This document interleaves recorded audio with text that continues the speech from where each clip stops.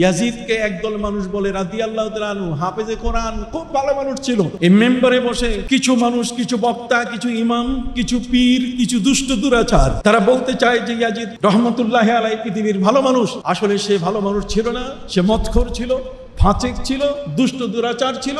নবী দৌহিত্র ইমাম হুসাইনের কর্তৃত মাথা কল্লাটা যখন তার সামনে দামেস্কে নেওয়া হয়, তখন হাতে ছড়ি নিয়ে সে দাঁতের মধ্যে গুতা মেরে মেরে বলা শুরু করছে যে আজকে যদি বদরের যুদ্ধে আমার বংশের লোকরা বেঁচে থাকতো, তাহলে আমি ওদেরকে দেখাতাম যে আমি কিভাবে প্রতিশোধ নিতেছি ইমাম হুসাইনের কাছ থেকে। কথা বুঝতে পারছেন? সেই ইয়াজিদ দুষ্ট দুরাচার 3 দিন মসজিদে নববীতে নামাজ পড়তে দেয় নাই, যুদ্ধ করেছে, হাররার যুদ্ধ। 70,000 সাহাবী তার বাহিনী শহীদ করে দিয়েছে। ঠিক অনুরূপভাবে 3,000-এর অধিক সাহাবায়ে কেরামের স্ত্রীগণ তারা গর্ভবতী হয়েছে, তাদের ইজ্জত লুটপাট করা হয়েছে। কাবা ঘরে যে আগুন দেয়, নবীর মসজিদে যে নামাজ বন্ধ করে, ঘোড়া বেঁধে রাখে, সে কি ভালো মানুষ হতে পারে? আরো জোরে বলেন, ভালো মানুষ হতে পারে? ইমাম হুসাইন রাদিয়াল্লাহু তাআলা আনহু সেই মুখের মধ্যে, দাঁতের মধ্যে, ঠোঁটের মধ্যে আমার নবীর কত চুমু ছিল, যে কারণে একজন সাহাবী বের হয়ে এসে বলছে, বেঈমান, তোমার ছুরি তুমি বন্ধ করো, তোমার লাঠি তুমি বন্ধ করো, খোঁচা দিও না। খোদার কসম, আমি আমার এই ইমাম হুসাইনের গালে আমার নবীকে লক্ষ লক্ষ বার চুমু দিতে দেখেছি। সেই ইমাম হুসাইন রাদিয়াল্লাহু তাআলা আনহুর বিয়োগান্ত ঘটনা, ইয়াজিদের পক্ষ থেকে সেদিন যে নির্মমভাবে তাকে কারবালার প্রান্তরে শহীদ করে দেওয়া হয়েছে। ওবায়দুল্লাহ বিন জিয়াদ, ঠিক এমনি করে শিমার জিল জাওশান এবং অন্যান্য যারা, ইমাম হুসাইন রাদিয়াল্লাহু তাআলা আনহু হলেন নবী দৌহিত্র। নবী দৌহিত্রের এই 72 জনের একটা বিশাল কাফেলাকে সত্যের পথে তারা এসেছিলেন কুফায়। তাদের কোনো দোষ ছিল না, তাদের তেমন কোনো অস্ত্র ছিল না, যুদ্ধ করার জন্য তারা আসেন নাই। যুদ্ধ করতে গেলে কখনো ছোট বাচ্চা, শিশু কেউ সাথে নিয়ে যায় না। কাজেই নবী পরিবারের আহলে বাইতের এই 72 জন ব্যক্তি তারা সেদিন এসেছিলেন। তারা ইয়াজিদের অত্যাচার থেকে রক্ষা পাওয়ার জন্য মদিনা ত্যাগ করতে বাধ্য হয়েছেন। মদিনা ত্যাগ করেছেন হযরতে আব্দুল্লাহ ইবনে জুবাইর রাদিয়াল্লাহু তাআলা আনহু।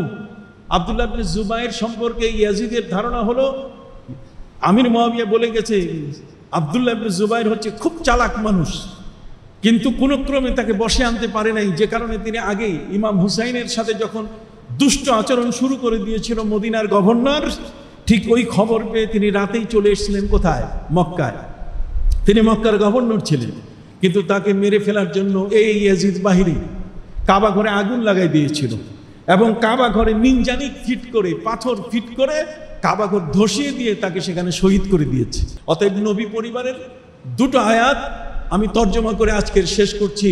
আল্লাহ বলছেন, কুল্লা আসআলুকুম আলাইহি আজরান ইল্লাল মুআদ্দাতা ফিল কুরবা। হে নবী, আপনি বলে দেন, আমার উম্মত, তোমাদের কাছে আমি কিছু চাই না। আমি তোমাদের কাছে ধর্ম প্রচার করেছি, উহুদে দাঁত ভেঙে গেছে, তায়েফের ময়দানে আমি রক্তে লহুলাহা হয়ে গেছি। এর বিনিময়ে আমি তোমাদের কাছে চাই না, শুধু বিনিময় একটা, যে আমার বংশধরের সাথে তোমরা কখনো খারাপ আচরণ করো না। এটা কোরআনের আয়াত, ইল্লাল মুআদ্দাতা ফিল কুরবা। নবীজি বলছেন, তারাকতু ফিকুম আমরাইন, কিতাবাল্লাহি ওয়া ইতরাতি ওয়া আহলে বাইতি, উযাক্কিরুকুমুল্লাহ ফি আহলে বাইতি, উযাক্কিরুকুমুল্লাহ ফি আহলে বাইতি, উযাক্কিরুকুমুল্লাহ ফি আহলে বাইতি। নবী বলছেন, আমি তোমাদেরকে আহলে বাইত সম্পর্কে সতর্ক করলাম। পাক পাঞ্জেতান, আমার আলী, আমার হাসান, আমার হুসাইন, আমার ফাতেমা, খবরদার, এরা হচ্ছে এক একজনের বিশাল বড় বড় ডিগ্রি। হযরতে আলী রাদিয়াল্লাহু তাআলা হলেন তিনি আসাদুল্লাহিল গালিব, আল্লাহর সিংহ। ঠিক অনুরূপভাবে হযরতে ফাতেমা রাদিয়াল্লাহু তাআলা হলেন সাইয়্যিদাতু নিসাইল জান্নাহ, জান্নাতের নারীদের সর্দার। আর ওয়াল হাসান ওয়াল হুসাইন সাইয়্যিদা শাবাব আহলিল জান্নাহ, তারা হলেন জান্নাতি যুবকদের কি সর্দার।